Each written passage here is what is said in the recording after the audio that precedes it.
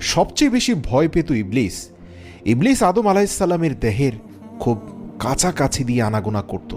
মুহাদ্দিসগণ বলেন, জান্নাতে হাজার হাজার বছর ইবলিস থাকলেও আদমের নিথর দেহটি সৃষ্টি হওয়ার পর থেকে 40 বছর পর্যন্ত ইবলিস প্রতিদিন নিয়ম করে তার আশপাশে ঘুরত আর বিড়বিড় করে বিভিন্ন কথা বলতো এবং তাকে বিভিন্নভাবে আঘাত করত।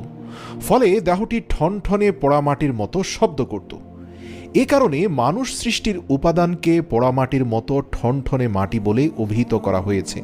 প্রিয় দর্শক, আপনি জেনে অবাক হবেন, হজরত আদম আলাইহিসসালামকে সৃষ্টির পূর্বে আল্লাহ রব্বুল আলামিন হজরত জিব্রাইল আলাইহিসসালামকে জমিনে প্রেরণ করেন। হজরত জিব্রাইল আলাইহিসসালাম এসে মাটি নিতে চাইলে জমিন বলল, তুমি আমার অঙ্গহানি করবে বা আমার উপর খুঁত সৃষ্টি করবে, এই ব্যাপারে তোমার কাছ থেকে আমি আল্লাহর